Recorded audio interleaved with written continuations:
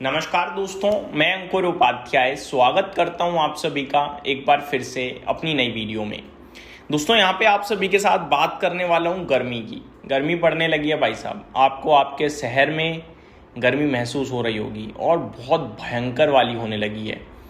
जो गर्मी नॉर्मली ये जो समय है यहाँ पे गर्मी हो जाती है, लेकिन 40 डिग्री सेल्सियस टेम्परेचर पहुँचना अप्रैल में ठीक नहीं है, राइट।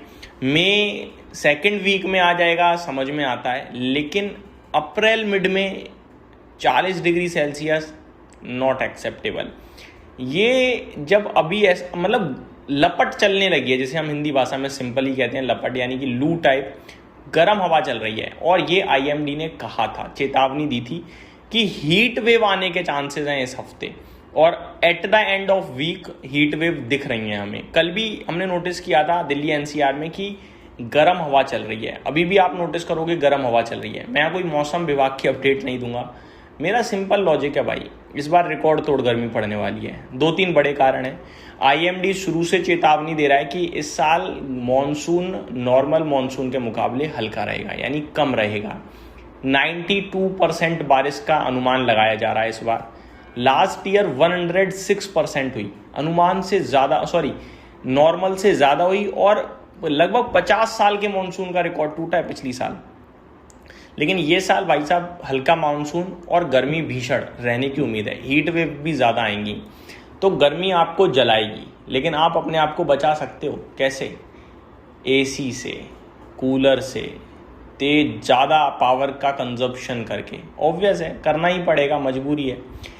आजकल ना एसी एक समय पे लग्जरी होता था कि किसी किसी के पास है, आजकल एसी हर व्यक्ति अफोर्ड कर सकता है। ये हमारा देश डेवलप हो गया इतना कि एसी अब किसी के लिए अनअफोर्डेबल नहीं रहा। ऐसा नहीं है कि महंगा है, मतलब लग्जरी नहीं रहा है, but because of electricity AC थोड़ा लग्जरी हो जाता है। वो बिजली ज़्यादा खाता है, उतना बिजली का बिल हर व्यक्ति नहीं पे कर सकता, उसका मेंटेनेंस थोड़ा हाई हो जाता है, वरना एसी खरीदना किसी के लिए बड़ी बात नहीं है, ठीक है। तो मेरे हिसाब से जहाँ है जितना चलता था थोड़ा ज़्यादा चलेगा, पावर की डिमांड बढ़ गई।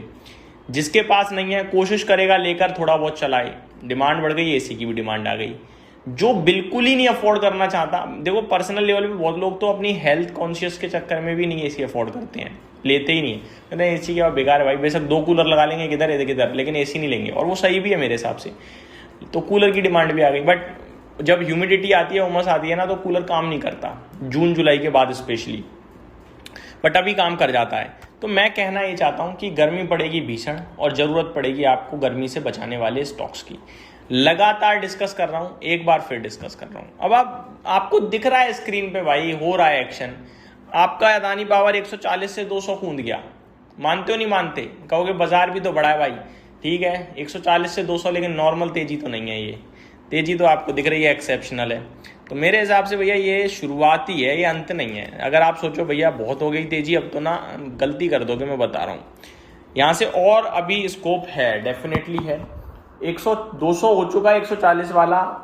कोई करेक्शन मिल गई तो बढ़िया है, करेक्शन में 175 मिल जाए तो बहुत बढ़िया है, लेकिन ये चल रहा है। अब ऊपर ब्लू स्काई जोन में है, मेरे को नहीं पता कितना ऊपर जाएगा, लेकिन बैठे रहोगे तो फायदे में रहोगे। अगला स्टॉक है टाटा पावर, इसका ही भैया बोलूँगा मैं।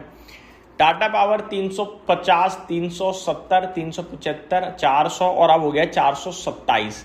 लोगों ने 1 साल 1.5 साल में कॉन्फिडेंस छोड़ दिया है टाटा पावर से। मैं कह रहा हूं जितना जल्दी हो सके टाटा पावर में वापस आ जाओ, अब समय आ गया पावर दिखाने का भाई। 427 है, थोड़े समय में 500 दिखेगा आपको, और फिर तो ब्लू स्काई जोन में है। जो कंसोलिडेशन हुआ था उसका ब्रेकआउट आएगा, तेजी फिर दिखेगी आपको। अभी अर्निंग्स उतनी नहीं आई है, लेकिन अर्निंग्स के आते ही मजा आ जाएगा, और अर्निंग लौटेगी, मैं बता रहा हूं इस बार आपके लिए।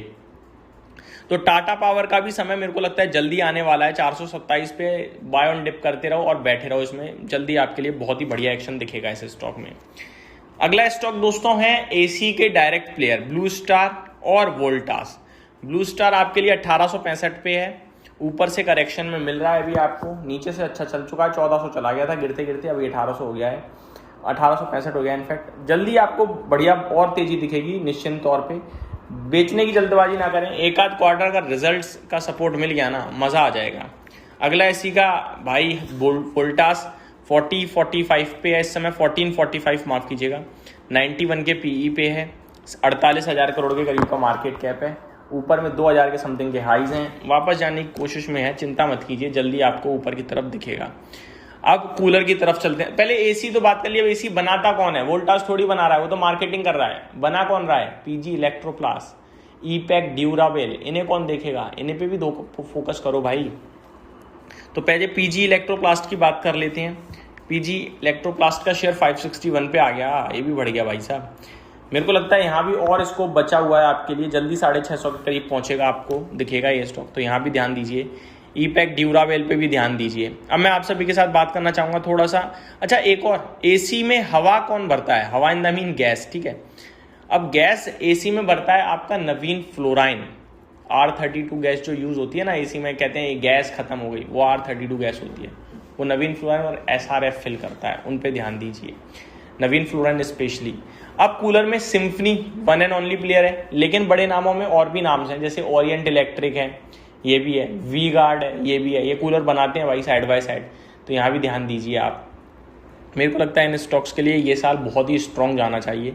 बाकी कोल इंडिया, NTPC, फिर तो क्षेत्र बड़ा होता ही चला जाएगा जितना आप ढूंढोगे, तो ये सारे स्टॉक्स भी इस साल अच्छा करने चाहिए। तो निवेशकों से विनती है, प्लीज़ बीते एक साल में जो है वो भूल जाओ, जो अब हो रहा है, जो हो सकता है उस पर ध्यान दो। Thank you so much for watching this video, have a great day guys.